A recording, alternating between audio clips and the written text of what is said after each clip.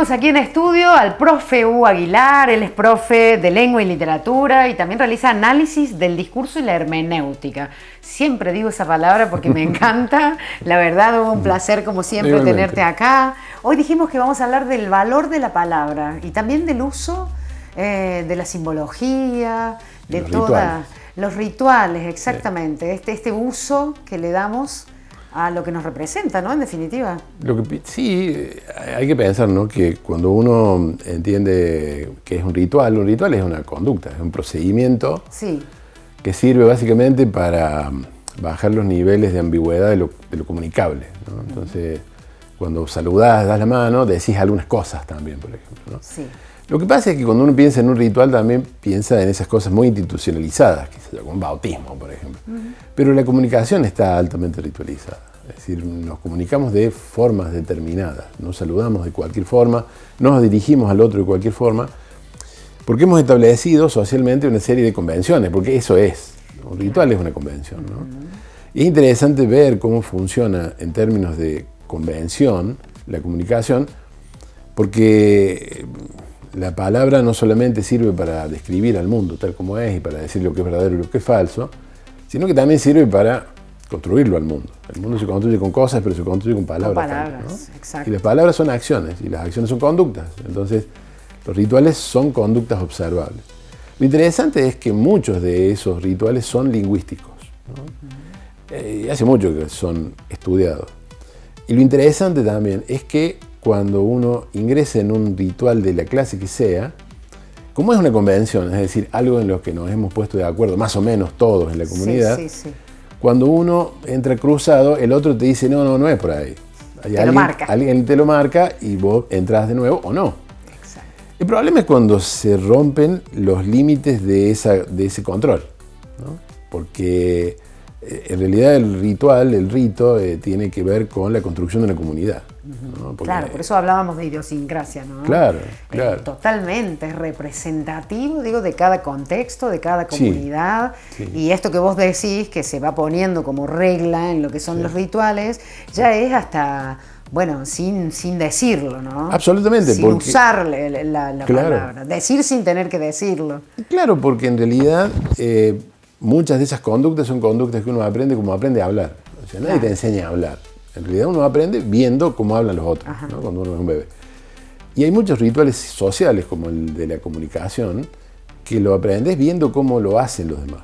Entonces, no hay un procedimiento universal para todos los rituales de la comunicación. Lo que sí hay es una conducta comunicativa que es universal, ¿no? Entonces, que adquiere distintas formas en distintas sociedades y en distintos contextos.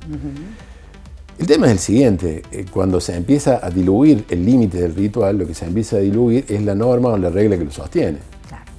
Lo hemos dicho alguna vez acá, ¿no? El problema de la norma o de la regla es que no es la Constitución, no es la ley de tránsito, sino es algo que está dicho y que forma parte también de la tradición y que forma parte de unas ciertas lógicas de convivencia. Sin que esté escrito. Claro, ¿no? Porque son normas que no están a la vista y que aparecen cuando uno las rompe. Ahí es cuando se nota. Ahí es cuando se nota, ¿no? Entonces, bueno, ¿qué es lo que pasa? El problema es que cuando se nota, eso genera significación, genera sentido, ¿no? Entonces, si aquel otro nos cruzamos en la calle y el otro no me saludó, no es simplemente que me queda la idea de que no me saludó, sino que no me saludó ¿por qué? Claro. Entonces vos generás una especie de contenido. Sí, suposiciones. Una suposición acerca de la conducta del otro, porque la percibís a la conducta. ¿Cómo puede ser? Lo vi hace 3 días, nos cruzamos en la calle y no me saludó. Y no me saludó. Entonces, eso quiere decir que uno está esperando, hay una conducta esperable en la transacción comunicacional, que cuando falta, genera sentido.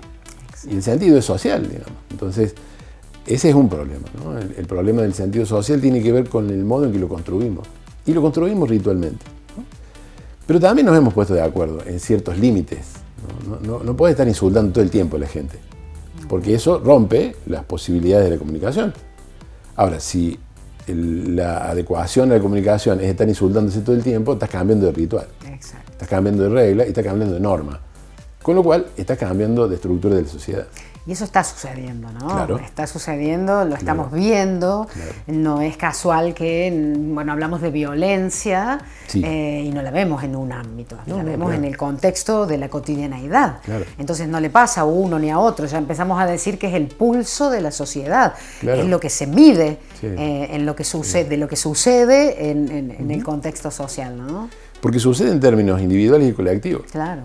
Entonces, como son conductas, ¿no? Esas conductas se trasladan de lo particular a lo general, o de lo general a lo particular, ¿no? Hay una vía doble, ¿no? Es como un círculo, y ahí sí un círculo vicioso, ¿no? Sí, porque además es como vos dijiste, se copia. Claro, ¿no? claro. Se copia, entonces también lo grave de esto es hasta dónde se traslada. Sí.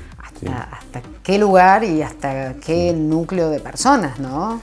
Y ahí lo interesante es, me parece a mí, es pensar en las clases de rituales que existen, ¿no? Las clases de rituales de contacto, digamos, porque no todos los rituales son iguales. Algunos son para permanecer en un grupo, otros son para ingresar en el grupo, otros son para salir del grupo. De la misma forma que sucede en una conversación.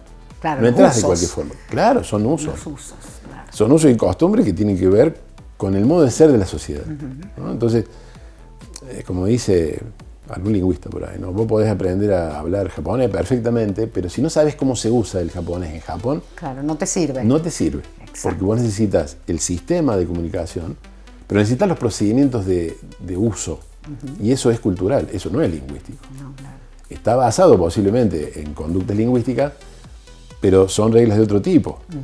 Entonces, hay reglas que están a la vista y reglas que no. Entonces, eso generan también rupturas en la comunicación.